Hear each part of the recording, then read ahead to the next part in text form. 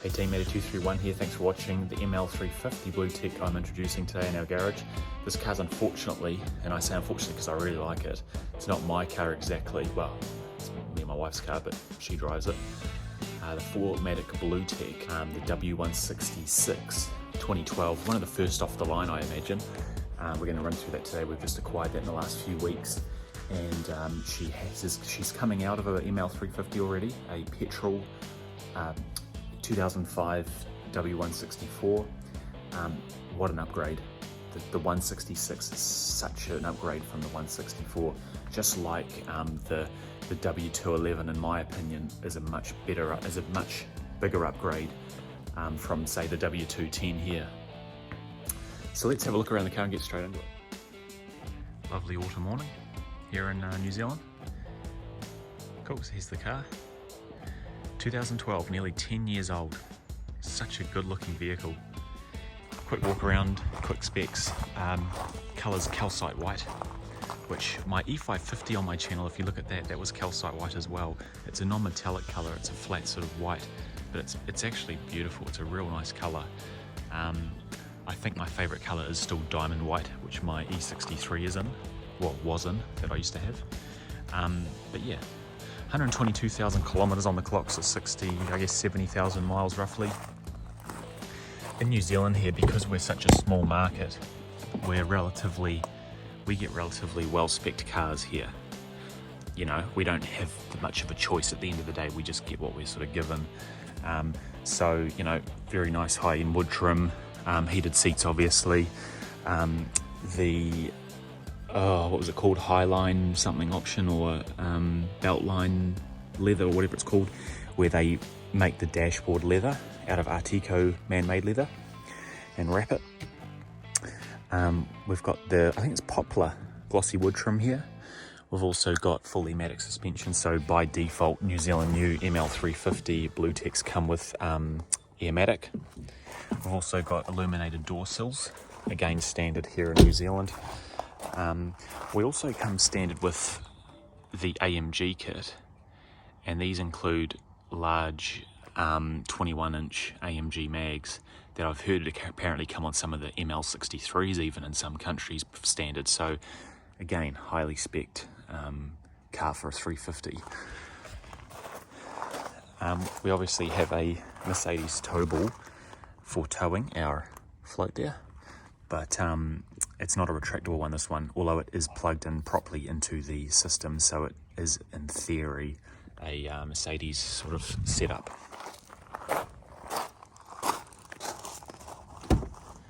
We've also got we also have a keyless entry, keyless go it's called, from Mercedes. Again, a illuminated full sill entry. The dealer we used here in New Zealand, I asked them to give us good floor mats, rubber floor mats, or so that I've also got the velour floor mats in storage. So we've got 2 sets of floor mats, which is cool. But yeah, overall, a very solid car. It's a really good car, guys. If you haven't considered an ML and you want something a bit bigger, or you do want a tow, get a 350 ML Bluetec. As I say, like there's our 164 over there that I need to do a bit of work on before I sell it, get it running well again. But this is just such an upgrade.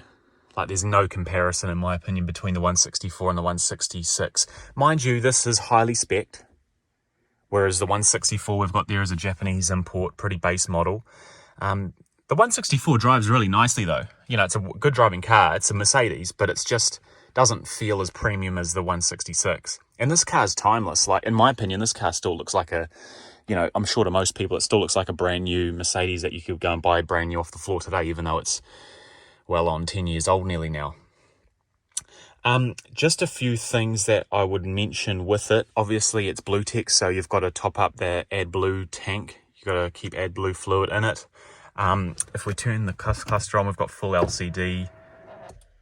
So 123,000 Ks on the clock. One thing that this car's brilliant at is fuel mileage. It's so good. The ML350, the petrol one we had, M272 engine, which yeah, I wouldn't really want to own another M272 just for the sake of that balance shaft issue.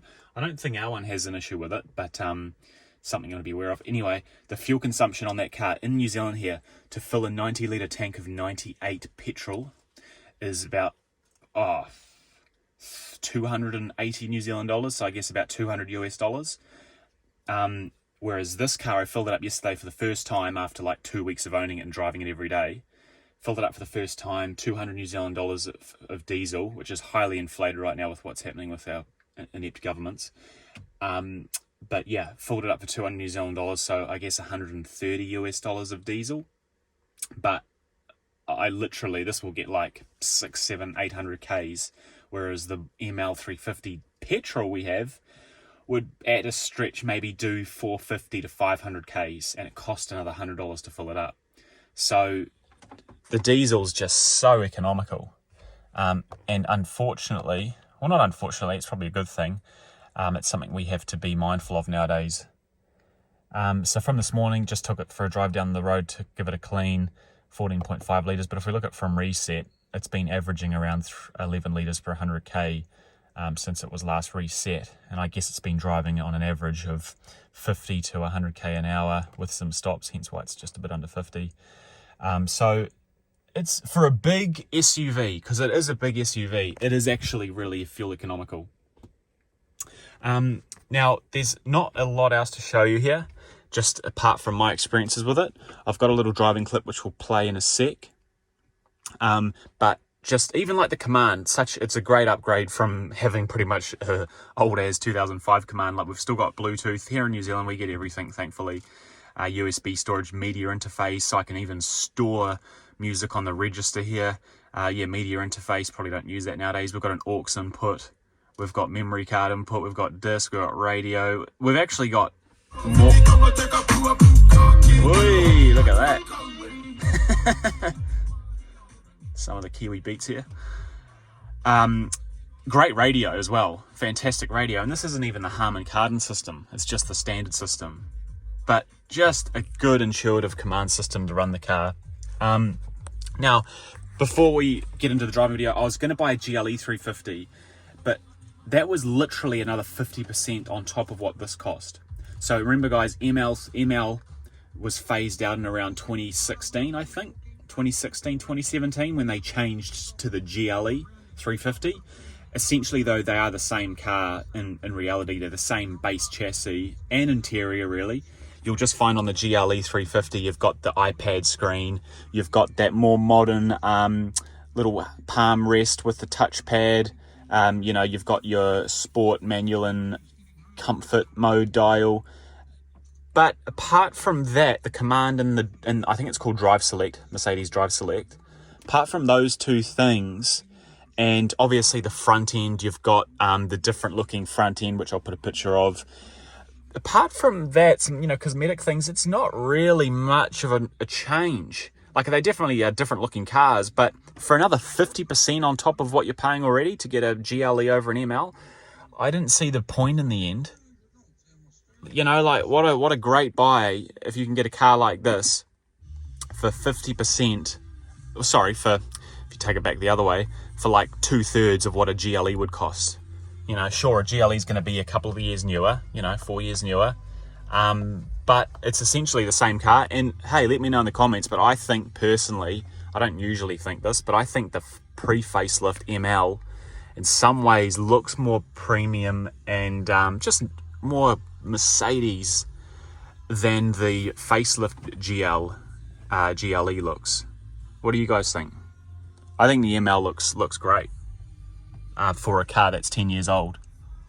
Anyway, enough of me yapping on. Let's jump into just a quick drive video before we wrap it up.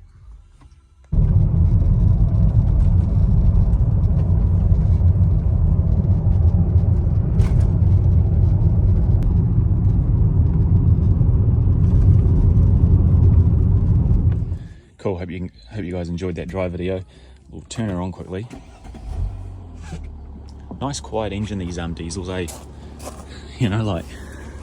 This one's had a little bit of maintenance done if we just go through that. Under the hood here. We've got the the OM642 diesel. I've already taken this cover off and had a look underneath, which I won't do now. But we've got the turbocharger located at the back here. We've got the charge pipe going down here. We've got an intercooler in line.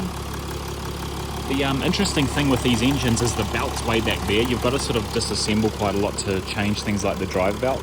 But that's alright, we'll figure it out. Fuel filter's located in the V there. We bought this car with them replacing a few things. So it's had new knock sensors. I think it's NOK knock sensor. 2 new knock sensors, one on each bank. It's also had the water pump resealed and coolant flush as the water pump was leaking apparently. It's had a new airflow sensor. It's had also just the outer CV joints done. And when I bought it, I also made them flush the, obviously I could do it here, but for the part of the deal I said I want them to flush the front diff, the rear diff and the transfer case. And that hadn't been done since it was new, so I think that was well due. So they did that for me. So we've got everything has been done on this car. It's a dealer car, it's real clean. I paid a bit of a premium obviously because it was from a dealership, from a Mercedes dealership. But with the full service history from brand new, I think it's the way to go. Nice intelligent light system with high beam assist. It's not the fancy system unfortunately that my E63 had, but it's still real good. We've got Distronic, back in 2012 Distronic. We've even got that fancy pedestrian system. So if you hit someone, it's got the active hood, where the hood like springs up automatically to soften the blow. So hopefully I never have to use that, because that wouldn't be ideal.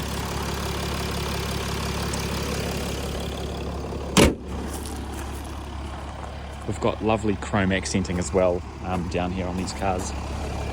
It's all plastic, but it's good. It's good quality, solid plastic, you know, it's not tinny. And we've also got nice daytime running lamps as well. So obviously I've got the headlights running at the moment, but by default they're turned off and you've just got the nice little brows running. Oh, before I break something. Where are we? Yep, there we go.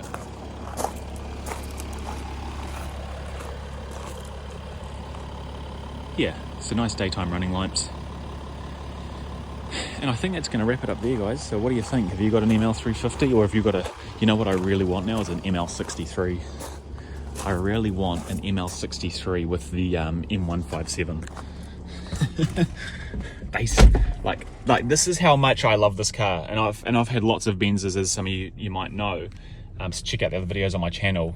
I've had new C63s. I've had, obviously I've got my oldest W210 E55, but I really like this ML. I really would consider getting a ML63 now after just sitting in this for a while. This is a nice car to drive. But yeah, like and subscribe. Keep watching out for my other videos, and if you'd like to see more about this car, let me know. I probably won't do any other videos on it, to be honest. But if you want to know more, hit me up and I'll see what I can put together. Thank you.